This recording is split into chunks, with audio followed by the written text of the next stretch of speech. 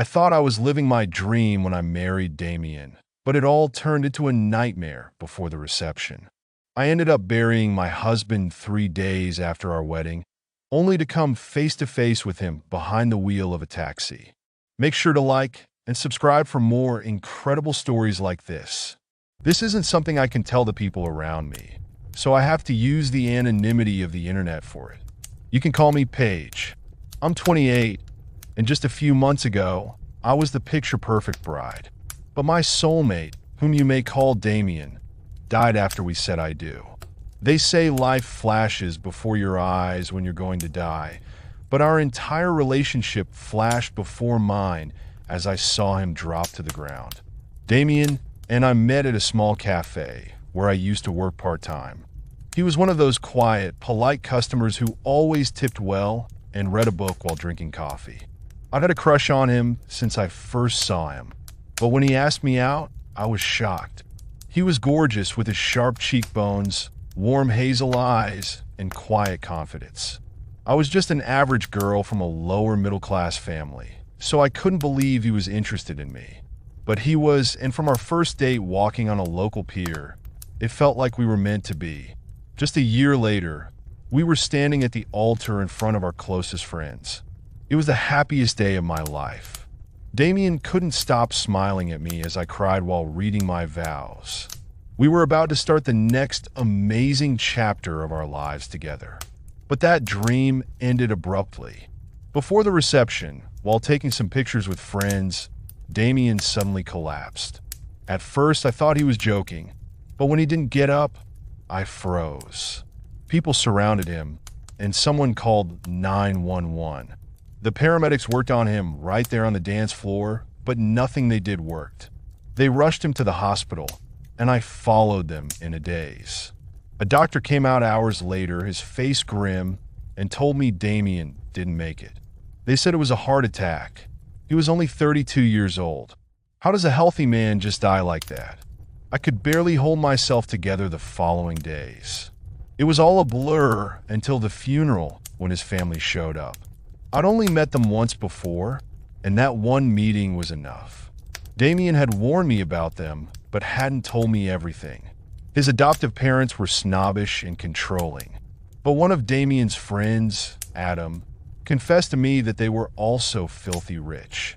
Damian didn't tell you about his family's wealth because he didn't want it to affect how you saw him, he said in a low voice. I honestly never knew, despite him telling me he had a successful business. Yet it made sense. That also had to be why they didn't approve of our relationship. I wasn't from the right kind of family, and Damian hadn't invited them to our wedding. But now they were here and spent the entire service throwing daggers at me with their eyes. I overheard his mother whisper to someone. She was probably after his money and caused his death. Get our lawyer on the phone. I wanted to yell that I didn't even know Damian had a lot of money, let alone want it. But what good would it do? They'd already made up their minds about me, and I just didn't have the energy to fight anyone. 3 days after the funeral, I couldn't take the grief and the emptiness anymore. My apartment felt suffocating as every corner held a memory of Damian. The sadness was overwhelming and was giving me strange thoughts. On top of that, his family had started to call me. I never answered, but their voice messages were terrifying. I needed to get away, so I threw some clothes into a small suitcase, grabbed my passport, and called a taxi. My plan wasn't fully formed. I just knew I had to leave the city or country. Maybe I'd go to Mexico or Aruba, anywhere that wasn't here. When the taxi pulled up, I climbed into the back seat and stared out the window. I barely noticed the driver as I settled into the leather and tried to breathe deeply.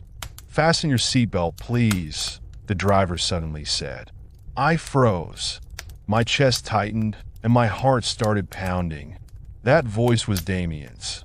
I whipped my head around and focused on the rearview mirror.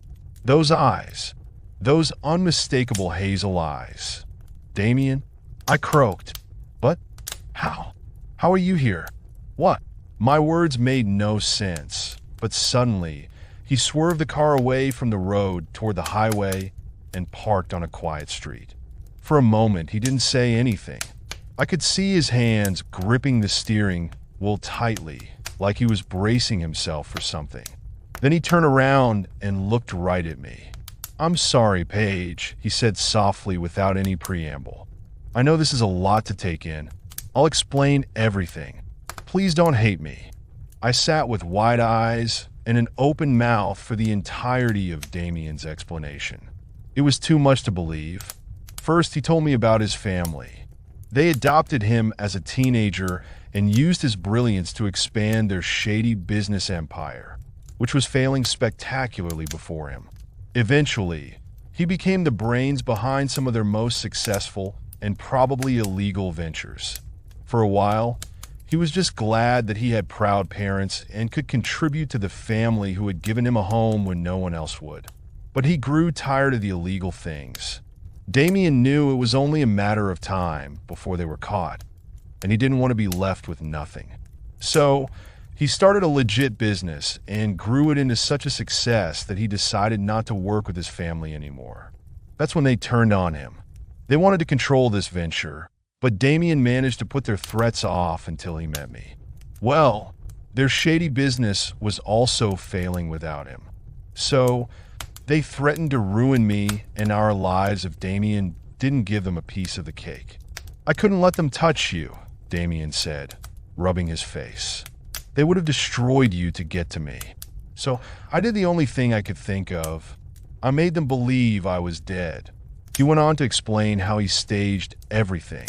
There's apparently a medication that can slow your heart rate so much that it mimics death.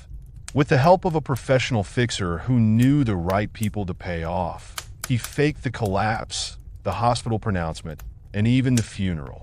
When I asked how he escaped his grave, Damian laughed and said he wasn't in the coffin at all. He had to be there for the viewing service, but the fixer got his people to take him out at some point without anyone noticing. I didn't know what to say when he finished. Was I in a George Clooney heist movie? "I know I hurt you," he said as his eyes watered, "but I did it for us. I couldn't let them win." My mouth opened, but nothing came out, so we stayed in that cab on that quiet road for hours without speaking, except for a few whispered, "I'm sorry." Finally, when night fell, I asked him to take me home. It was there that the dam unleashed. I spent hours yelling while he tried to justify his actions.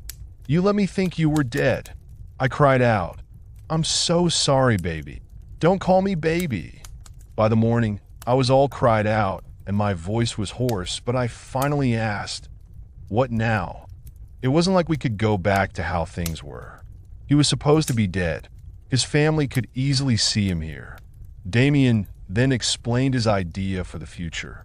By faking his death, he ensured that all his legitimately earned assets were transferred to me. His family couldn't touch them now. All I needed to do now was to sell and split it with him. But soon enough, he was moving abroad for good.